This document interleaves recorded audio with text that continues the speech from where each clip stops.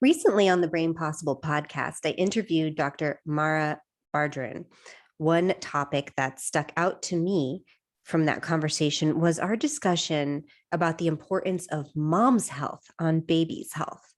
It goes way deeper than you think, and I invite you to go back and take a listen to that episode if you have not already. To explore this topic more deeply, and others, I'm sure, I'm delighted to speak today with Dr. Michelle Perro. I've interviewed Dr. Perro before on our blog and on this podcast to talk about her book, but this time to get to hear wisdom straight from her about preparing mom and baby before conception, cleaning up the terrain, as she calls it. And wisdom she has. Dr. Perro is a veteran pediatrician with over 38 years of experience in acute and integrative medicine. She has both directed and worked as an attending physician from New York's Metropolitan Hospital to UCSF Benioff Children's Hospital, Oakland. Dr. Perro has managed her own business, Down to Earth Pediatrics, creating a new field of integrative urgent care medicine. She's currently lecturing and consulting, and she co-authored the highly acclaimed book, What's Making Our Children Sick. She's going to tell us about her new ventures and how you can get to know Dr. Perro and learn from her and have her be one of your tools as you journey to find health and wellness in your family. If you are thinking of becoming pregnant, do not miss this episode. Let's get started. Thank you, Michelle, for joining us today. I'm really excited to get to talk to you again and dive in a little bit more about prenatal health, and also actually, what do you call it? Cleaning up the terrain before you even conceive.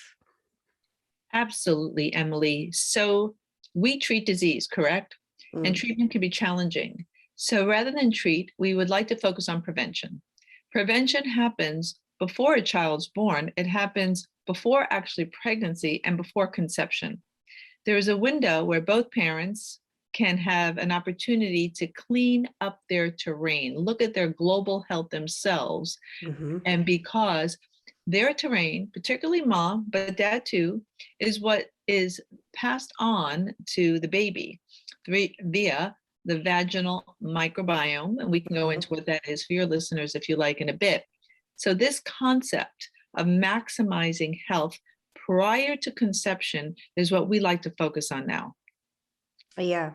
And a lot of people have, we've mentioned it. We just interviewed a doctor last week, and she went into it a little bit about your microbiome, but I would like to dive in deeper with you. Sure. Because people don't learn about this, if they are even, lucky enough to have time and be preparing and thinking ahead of time about getting ready to get pregnant. They still don't usually think about cleaning up the terrain first, because that's just not something that they hear from their family practice doctor most of the time, or in your what to expect when you're expecting books, or infertility books even usually. So what happens is, so let's be clear, we all live in a toxic world, and I don't think there's anywhere you can escape that's not toxic. Right. The toxins and toxicants come in many ways. They come in water, air, food, electromagnetic frequencies, product, etc. So we have all these areas of toxicants. So what these toxicants do, they affect two main areas of our bodies. So one is our epigenes or epigenetics. And those are these little substances that sit on top of your genes that are altered by exposures, various exposures, and then those are passed on to the baby. So that's one group. The second group is many of these substances affect your microbiome. And that's where we'll look at that today. So you want to maximize the organisms that inhabit your body. You have microbiomes throughout your body, whether it's your eye, your skin, your oral cavity, which is the beginning of your gastrointestinal tract, Your intestine, where the majority of them live, the large intestine, that's where they're mostly housed, and your skin. So you have all these various collections. And what all microbiome means is that there are many types of organisms, fungi, viruses, bacteria, protozoans that live in harmony. They're not all evil. They're in a balance and in community. And these organisms in community provide many benefits for the host. We are mostly microbial, anywhere from 1:1 to 10:1 microbes to human cells. So here we are bathed in these microbes that help us detoxify. They make us vitamins. They support immune function. And they also are involved with the production of neurotransmitters, the chemicals that run your brain. So a lot of times right before pregnancy, or when people find out they're pregnant, they find an opportunity to go nuts. Eat whatever I want. I'm pregnant. No. No. So if we just look at diet, and I've been talking about diet. So we're eating, let's say, perhaps not an organic diet, which is a glyphosate enriched diet, glyphosate being the main ingredient in Roundup. And so we know that glyphosate's an antibiotic. And so right there's an immediate impact on the microbiome of mom via her diet. And that's what the baby inherits, those microbes. Those microbes that the baby inherits, mom is the stewardess of baby's immune function. So if mom does not pass on a robust microbiome, that microbiome sets up the baby's innate immune function via the thymus. There's two types of immunity, innate and adaptive. And the innate immunity is very strong in babies. It transitions later in life to more adaptive. That's where you see a germ and you make specific antibodies to that germ. That's your adaptive immunity. So innate immunity is set up by the microbes. And if mom is impaired and mom has a C-section, the baby is shortchanged. Now, there are ways to improve that later, but there is definitely a birth shortchange going on. Wow. That's crazy. So I have multiple questions going on. So I don't know which order we should start in, but whatever you like, Emily, go, whichever we can circle around. One is, when is the ideal time to clean up that terrain? But then, that's probably, I don't know what the percentage of people that is that, plan that to get pregnant and, things work like clockwork for them. Probably more often than not, people just get pregnant, or it's, they weren't planning it, or maybe they were, and then they gave up and then it was a surprise. I've had those. And so what can be done at all, if anything, if you've already gotten pregnant? Yes. So you're absolutely right. It's not like we sit down with our, day planner and decide, many of us, oh yeah, it's going to be this day. And often when we do that, that never works anyway. Mm-hmm. There's, your plan and then life, as if there's any correlation. I'm not so sure. So you're right. We, most people I've taken care of, the pregnancy was surprise. That yes, maybe they were going to get pregnant. They didn't know when. It just sort of happened organically. Ideally, if you are the planning type and you did plan this out, I would say if you had 3 months to 6 months, 6 months is ideal. 3 months is still okay to clean up. It takes time to detoxify, get your gut working well. These are not immediate changes. Minimum time, I'd say, is about 4 weeks. Anytime you decide to heal up and clean up is good. Now, once you're pregnant, that is not the time to detoxify, because any toxicants you unload, you would load onto the fetus. That's important. Especially heavy metals. Yes. So now that's not the time to get the silver mercury fillings in your mouth removed when you're pregnant. That is not the time to do a juice cleanse.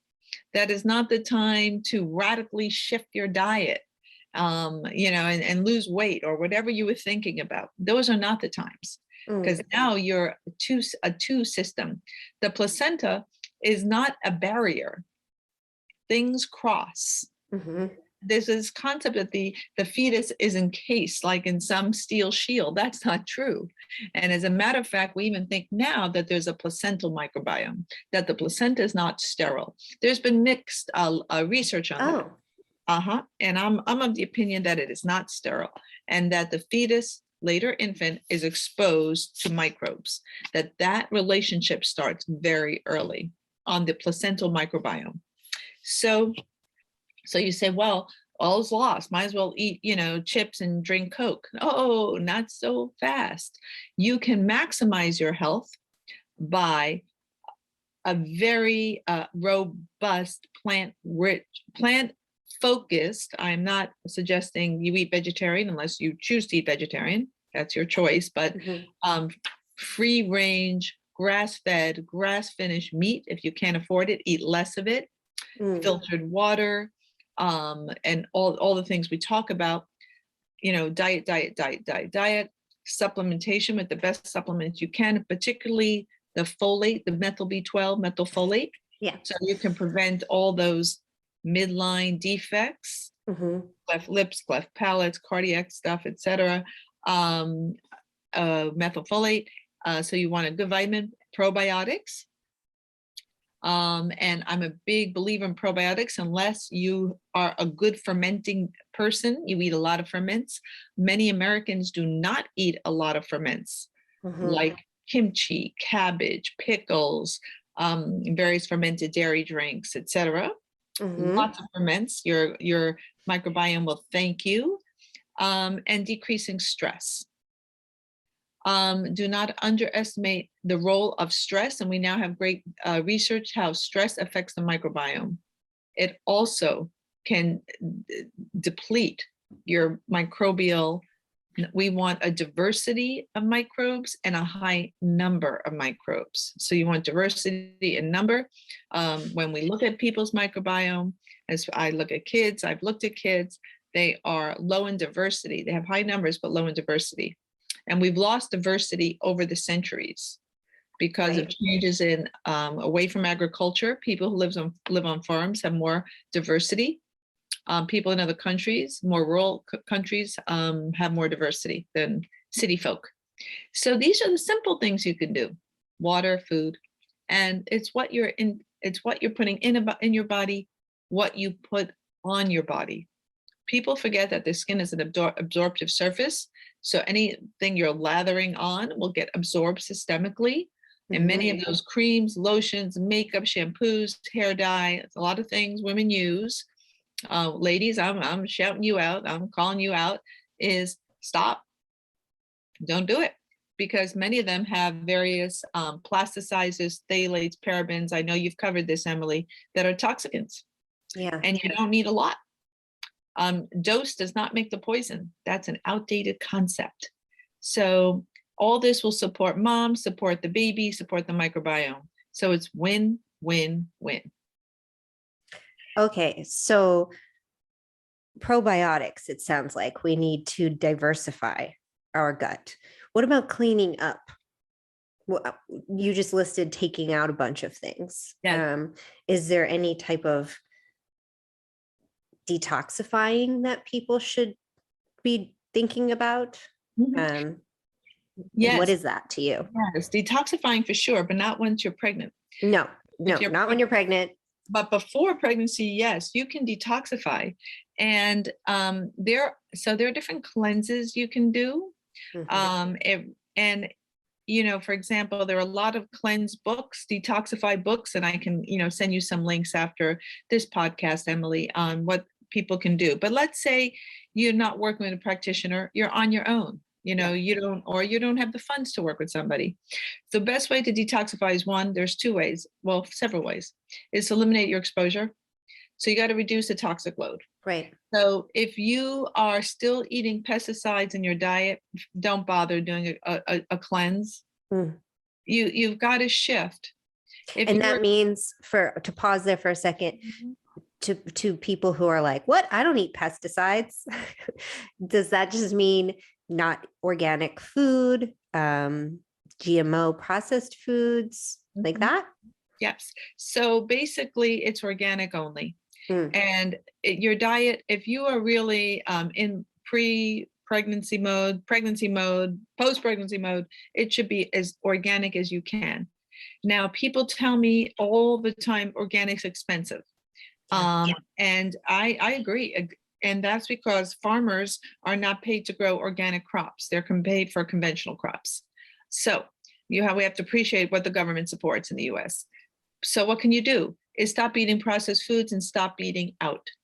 46% of American incomes are spent eating out. And if you're eating out, chances are you're eating drive-through or choices that you should think twice about. Well, So, it's not just drive-throughs though, because even if you go, because I don't eat through drive-throughs, but for me, as an example, if we're eating out, too much, I all of a sudden get worried because I know that there is not a chance that most restaurants are buying organic food or using good oils. I can't find hardly any, and I'm in a very conscious area where I live, Right. and it's really hard eating out. And once you clean up, when you do eat those toxic substances, pesticides, Okay. you feel worse quicker when you're cleaner. Yeah.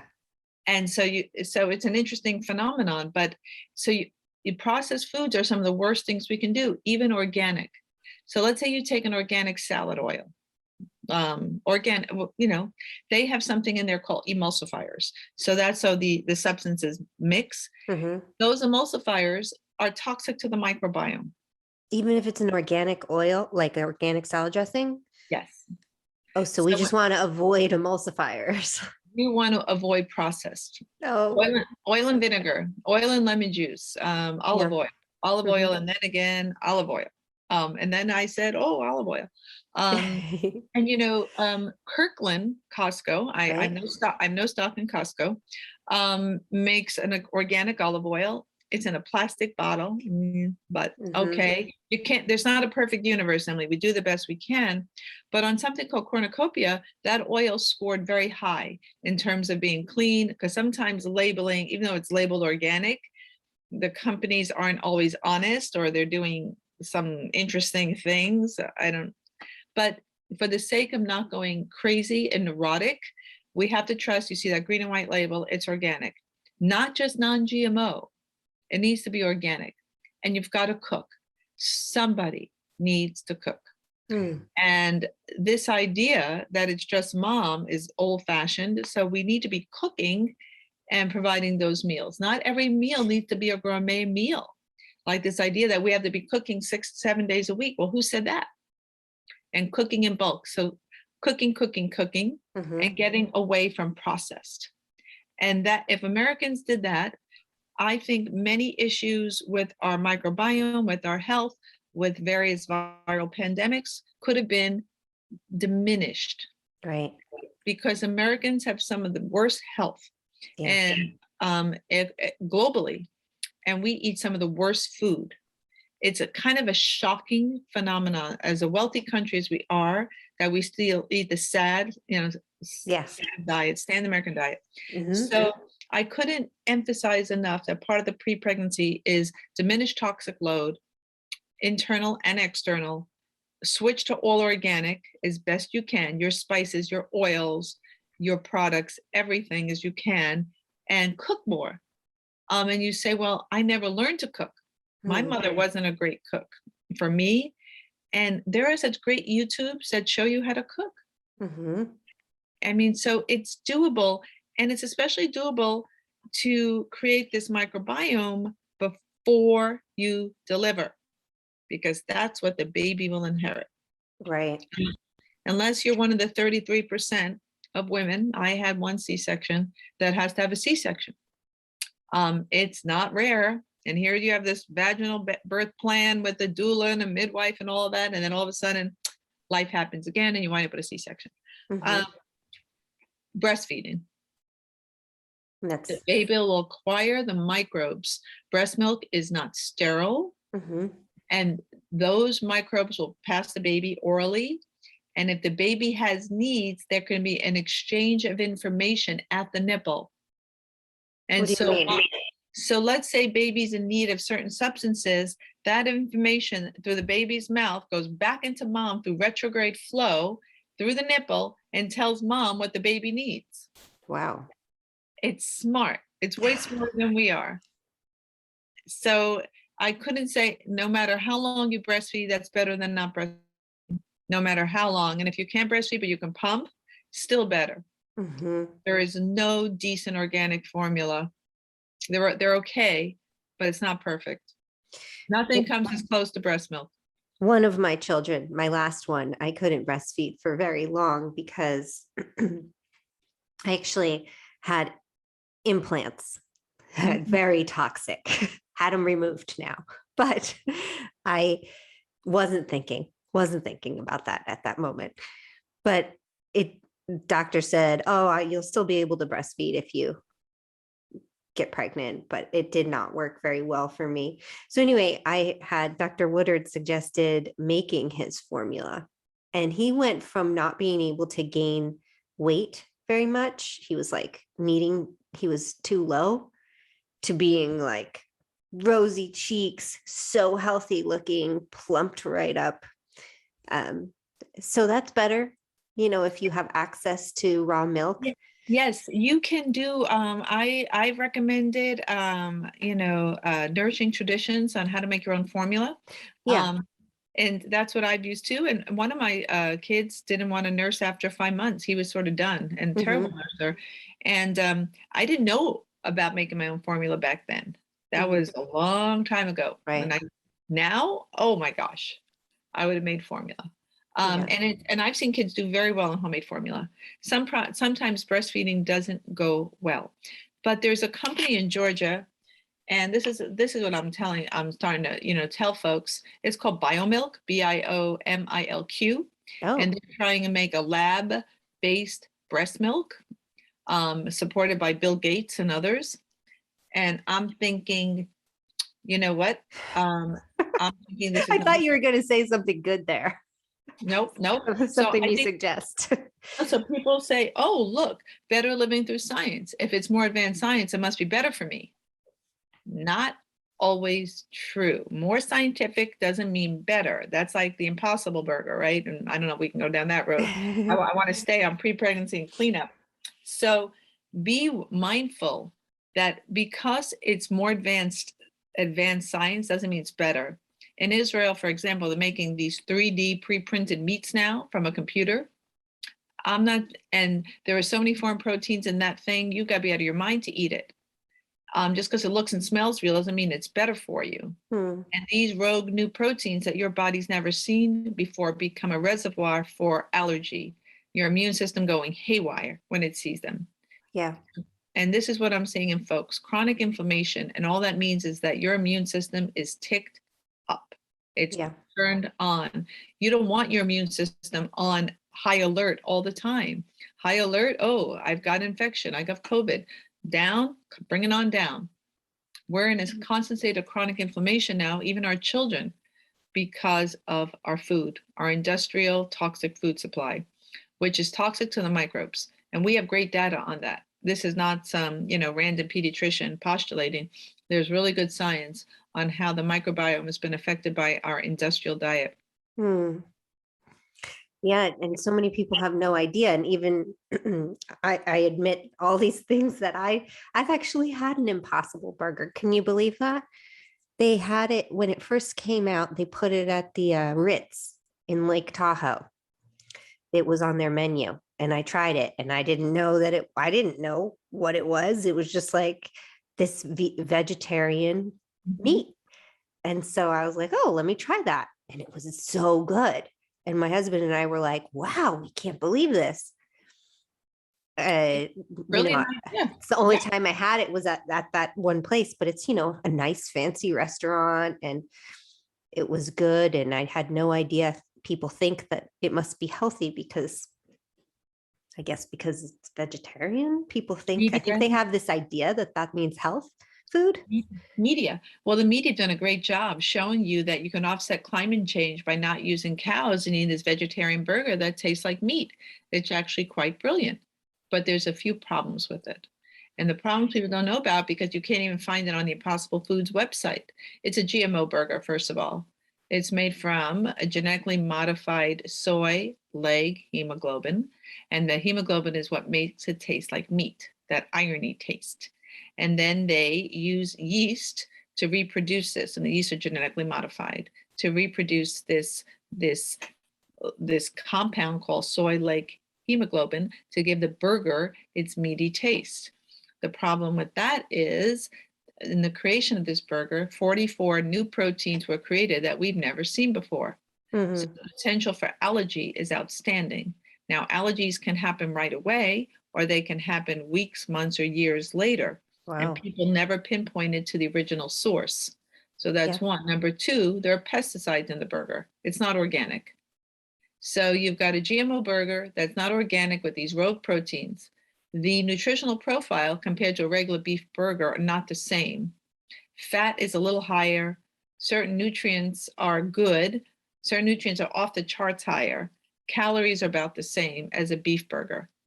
So I'd say if you're craving that beef burger and you need some zinc and you need some iron, eat a free range, grass-fed, organic burger and eat it less often, or eat a small amount. And actually, we need cattle. I just spent a week on a regenerative farm in Moline, Illinois. It was fabulous. You need cattle as part of the regenerative agriculture system. Cattle were always been part of it. And it's how you graze cattle. They're not kept in CAFOs. Cattle are part of grasses. And there's a relationship between animals and plants. So when we put animals in CAFOs, restrict their diet, give them antibiotics, treat them inhumanely, that's when we all got sick. If what you eat is sick, we're going to be sick. You are what you eat. You know, there is no mystery there. So eating cattle, if you're a carnivore, is fine as long as they've been treated humanely, lived a good life, and they've been fed and treated well. And that's what I believe. Same thing with eggs and chickens. And so it's what we do to our animals. So what have we done to our food supply? We don't need as much. And when you eat a healthier food supply, your appetite goes down. A lot of kids are always hungry and they're eating a lot because they're not getting the nutrition they need. If someone's eating, it may be a lot of food, but it's not nutritionally dense. Overfed, undernourished. That sounds like the title of a book. Oh, Emily, I'm not doing that book thing again. Been there, done that. That's not so easy. Okay, so what about sleep? I've got here a list here of questions. If a listener is considering conceiving, what steps can she take to boost her health if she wants to go above and beyond the basics? So you've suggested introducing fermented foods, if you can do that, probiotics, some type of detoxing or cleanse with a practitioner if you have that opportunity, or reading some books on it. What else? So yes, there's a couple more things we can do. Sleep, I'm glad you brought up sleep, because sleep is disrupted, and maximizing your sleep is important, because when it's part of the detox plan, your brain detoxifies at night while you're sleeping through a system called your glymphatics. They're the lymph system of your brain. So if you're not sleeping well, your glymph will not be clearing toxicants in your brains. Toxic stuff gets in your brain. As a matter of fact, glyphosate, Roundup, helps aluminum shuttle across your brain. Right. So you have all this caca in your brain, and you sleep is when you clear it. So if you don't have good sleep, you will, one, not be detoxifying well. Number two, you'll not be supporting your immune system. Immune system gets a reboot while you're sleeping. And number three, you need time for just to get into your REM sleep. So that's where you can get all the work out. A lot of your issues happen while you're sleeping. Your brain is sorting out stuff. So how do we get good sleep if we're not good sleepers? One is shut off your Wi-Fi. Shut your Wi-Fi off. EMFs reduce melatonin. Electromagnetic frequencies reduce melatonin. So babies, for example, who are in incubators with those Wi-Fi monitors have decreased melatonin. They're not going to be good sleepers. I've had babies sleeping right next to the router. I like going in people's homes and doing house calls. You look at the babies next to the router. And I'm thinking, what the hell? Well, we didn't have a lot of room. Like, oh, that's not the space. You know, unplug it. Get it away from the baby. Babies' skulls are very thin. And they get all that electromagnetic frequency transmitted right to their brain. It's not benign. These EMFs are not benign. EMFs are your Wi-Fi, your smart meters. People say, what's she talking about? I don't want to get into whole Wi-Fi talk, but you want to, I can't emphasize enough, shut your router off. If you are a bad sleeper, maybe you could take melatonin. Think about that to reset. And you can do that for about up to 2 weeks. I don't like people on long-term melatonin, but you can certainly reset that hormone to get feeling better. And melatonin helps your immune function too. Everything that boosts, it's all interconnected, Emily. Sleep helps immune function, helps relaxation. So sleep hygiene is a whole topic, but yes, you want to get as rested as you can and get in a routine. You go to bed a certain time, you wake up a certain time, try to reset your clock. Your circadian rhythm. Your circadian rhythm, and people with a healthier circadian rhythm are healthier and have less risk of disease. Additionally, what folks can do is de-stress. Stress, as we say, there's a million yoga programs on YouTube. There's a million meditations. There's a million books. You know, you need to maybe do a 10-minute yoga in the morning or at night to try and you want to, what that does is take you out of your sympathetic tone, which is fight or flight, hyper, and increase your parasympathetic tone, which is your relaxation tone. And many of us are in something called sympathetic overdrive. Go, go, go, go. And we want to rebalance that. And we want to reduce stress, particularly before you get pregnant. If you're some high-powered job, I don't care if it's flipping burgers or a CEO of a company, work is work. And it can be really stressful. So whatever you do for your work, you want to try and rebalance that and decrease your stress levels and find things that work for you. And I'm not talking about medicating with beer and wine. You know, that, You're not? I'm not talking about that. Well, and if it's not organic, beer and wine are loaded with pesticides, not health drinks. A glass of red wine can be a healthy drink with a meal. But if it's not organic, it's just filled with pesticides. Same with beer. There was so much pesticide out of 19 beers tested, they all have pesticides in them. So much so that they'd almost crashed the beer industry because the yeast were affected producing yeast, because you need yeast for beer and wine. Those are fermented drinks, by the way. Oh yeah. Yeah. My body can't handle ferments right now. Sadly, I found out that I've got too much fungal overgrowth or something I need to deal with. Do you ever have people? I listen to all this and I want to just be like, okay, let me eat it all. I've got to have all the bone broth and all the slow cooked and the fermented things, but my body is reacting. Does that ever? Yes, it happens because, okay, so Emily, it's a good point you bring up. I'm giving these general guidelines, but we're all individuals and we all have individual health needs, food needs, treatment needs. You have to meet your body where it's at. If you took all these things I just said and you did them all and you felt like horrible, like, oh my God, yeah, it was too much to quit. Because you've been in a certain mode so long and you have underlying conditions. For you, it might be mold overgrowth. Somebody else has SIBO. Somebody else has autoimmune disease. Everyone's individual. So these are general guidelines. That's when you have to work with a practitioner. right. To try and solve these things on your own, like fungal overgrowth, or if you have SIBO or autoimmune disease on your own, thyroid, Hashimoto's, etc., is very challenging. Doable, yeah, it's doable, but it's really hard. And you're not practitioners. It takes a lot of experience to know what people need. And that's when we go into our different toolboxes, supplements, herbs, homeopathy. You start treating people. Diet's just only a piece of it. And so, yeah, if you start eating ferments and you have fungal issues, you're not going to feel well. For someone like that, I'd say you have to avoid ferments until we get your fungal issues under control. So that's it. That's why we need individualized medicine. Yeah. Because we're sicker as a population. Emily, it's not just you. We are sicker as a population. And remember, 1 out of 2 children has a chronic disease now.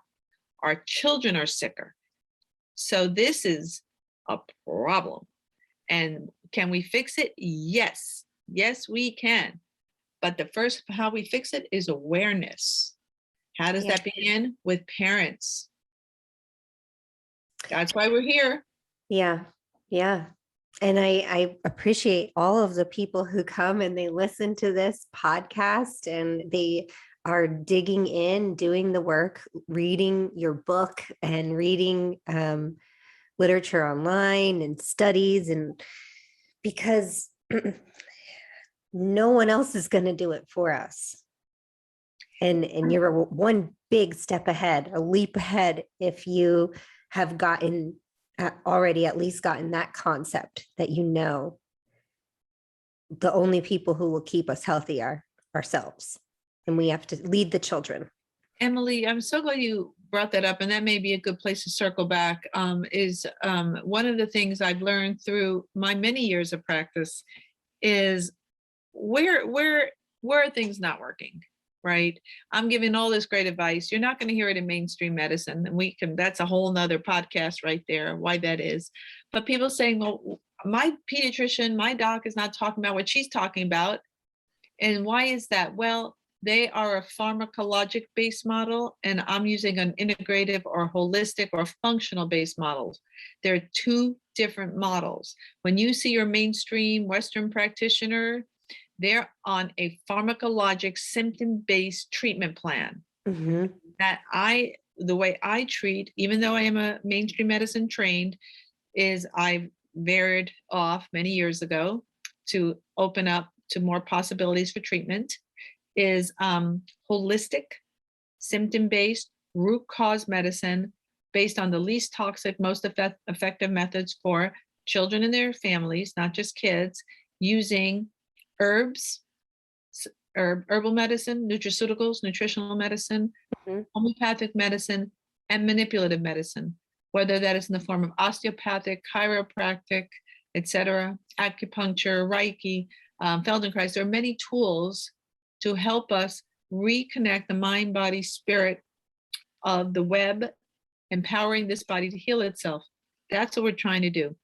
And so you're going to hear confusing messages between someone like me, an integrative practitioner, and perhaps your Kaiser doctor, or, not to pick on Kaiser, but your mainstream doctor. So how do you navigate it? Well, you're probably going to need folks in both camps until we merge more, 1. 2 is empowering parents to take control of their own health again, teaching people what you can do at home before your kid ever even needs a doctor. And that's why I'm starting, a website in a couple weeks. I can't believe it. I'm doing weekly Zooms for parents, drmichelleperro.com. I said, I need to empower parents again on how they do it. Like people say, what do I do? And there's so many mixed messages. I'm not at all surprised parents are so confused, because there's so much, and there's so much online, so much mainstream. I was going to say caca, but so much mainstream. Some of it's good, some of it's propaganda, some of it's selling, and the need for individualization. Yeah. You can have 5 children in a family and no 2 kids are the same in that family. It can get tricky. You have 5 kids and 1 kid has mold, and the other 4 are fine. Well, how the heck did that happen? Well, there's genetics also, and etc. So empowering parents to take control of their own health and their children's health. Yeah. And I do believe, I wish, in this perfect world, but I don't believe it's going to happen. At least in my lifetime, I don't believe it'll happen here, at least in the United States. But where they are, working together more. I think it's becoming a lot more actually. People know functional MDs, and many MDs are going and getting trained in functional medicine as well. And so it is becoming more, I guess you could say, mainstream. People are learning about it more. They're becoming more aware, but still everything else is being pushed faster and harder. And so we still need to navigate as parents how to have that balance. I just had to find a practitioner for my own, a pediatrician for my own children in a new city, and it wasn't easy. They can't, a lot of them don't take insurance, even though they're medical doctors, they don't take insurance anymore in some cities. But then there's a place, my daughter needed stitches the other day. That is when I will go to the hospital. And I am so thankful for those doctors who know Yeah. what to do. They take the x-rays, they stitch my daughter up, and they can deal with that quickly. Urgent care or things that, when you really do need antibiotics. Absolutely. We don't throw the baby out with the bathwater. There's an Western medicine or mainstream medicine is absolutely phenomenal in acute situations. It's wonderful. You're having a heart attack, you're in a car accident, you need stitches, you have a broken bone, my gosh. But the kind of stuff we're talking about, Emily, is the chronic stuff.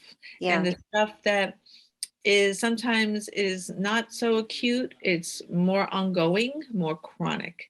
And that's where Western medicine doesn't have as many solutions and where No. we have to step outside that model. And so I, as an integrated practitioner, and by definition, I embrace both the best, I hope of the best of Western medicine, because if what who the people I know, if they need an antibiotic, you bet.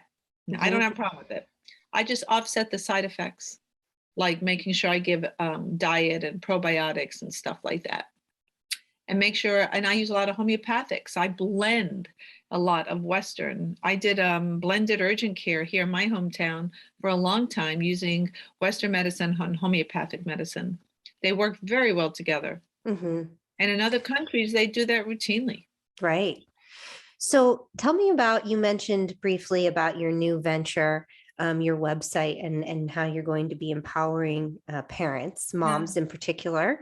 What is that? How is it going to work? Who can join? Anyone listening who says they want to learn more from you and have the opportunity to ask you questions? That sounds dreamy.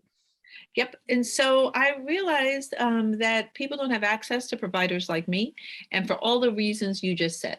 Mm-hmm. And yeah, I wrote the book, but the book is not, what's making our children sick. With my, I wrote it with my amazing colleague, Dr. Adams. But that book's several years old already. I can't believe it. But it's not a how-to book. It gives you the whys and some ideas, but it's not the steps. 1, 2, 3 steps you need to focus. And so I said, well, what do we do? How do I reach parents? And as a practitioner of 40 years, I've been in the clinic 40 years. It's hard to believe. I'm thinking, I can't see the 20, 30 kids I used to see 20 years ago. I'm kind of old, can't do that. You can't keep that pace up forever, especially in modern medicine because of electronics. A lot of electronic health records have made the physician's job way more difficult. People think it's easier. It's harder because we have to feed the beast to drop a bill, to write an X-ray now. It takes like a PhD to navigate a new electronic health record. Mm-hmm. Some things are easier, but some things are not. So drmichelleperro.com is a membership for parents. And what I thought is I would do weekly Zooms where anyone can Zoom in as my member, and no one's turned away for lack of funds. If they email me privately, they will get a reduction in the cost. I'm trying to make it very affordable. It's $49 for the first month. It's $39 for 6 months and $29 a month for a year. Wow. And 4 talks. And I want to make affordable because the idea was to be inclusive and not exclusive. Mm-hmm. But I need to get paid. I still have a mortgage, I know. Mm-hmm. So otherwise I would do it for free. But I can't. And every month is different topics. They're Tuesdays at 12 noon Pacific Standard Time. They will be recorded. I will do a very brief talk.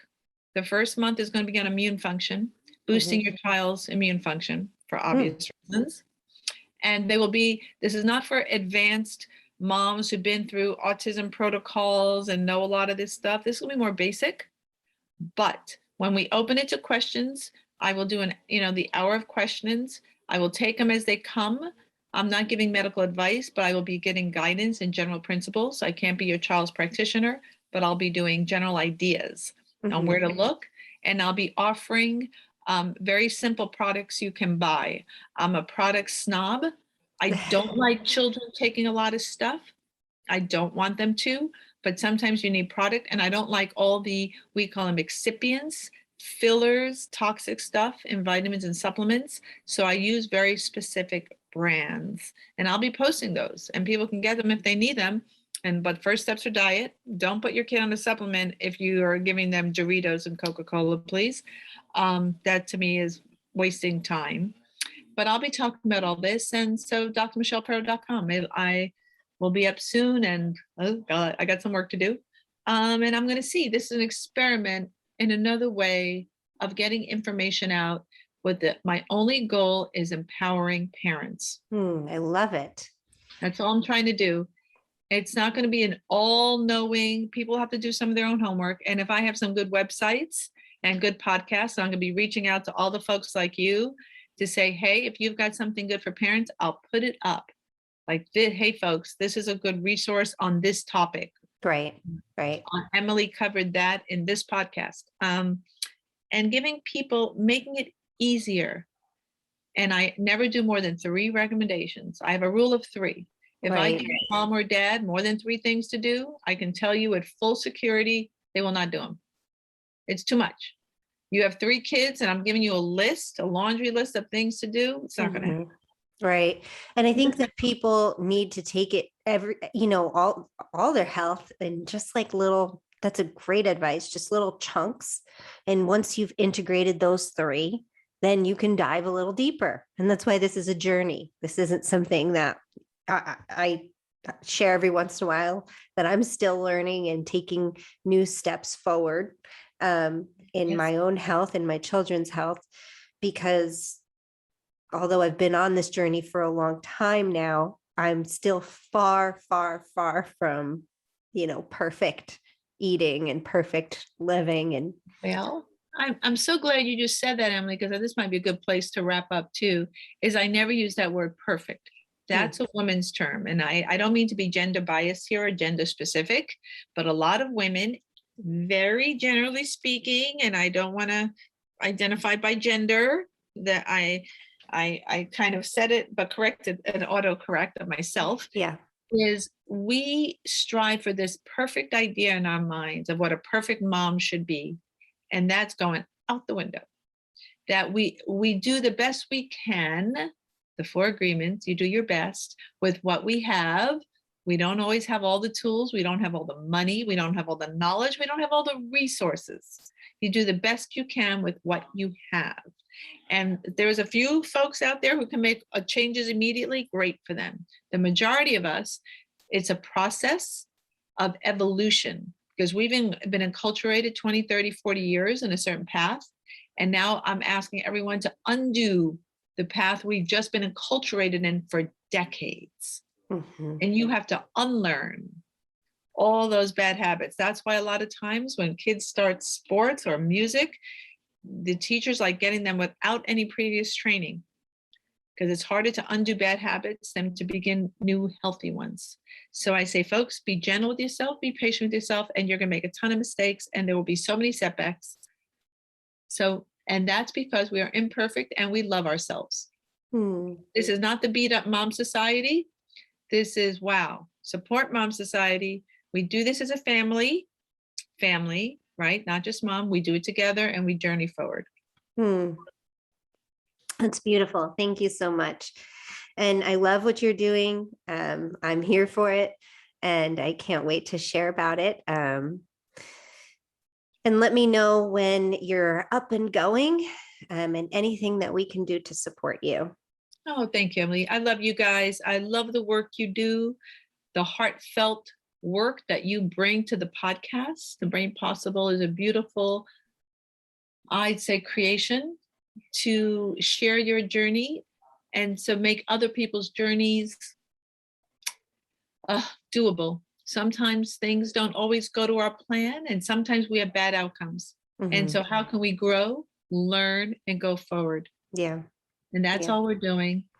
And so I love working with you. And of course, if you need me, you just shout me out.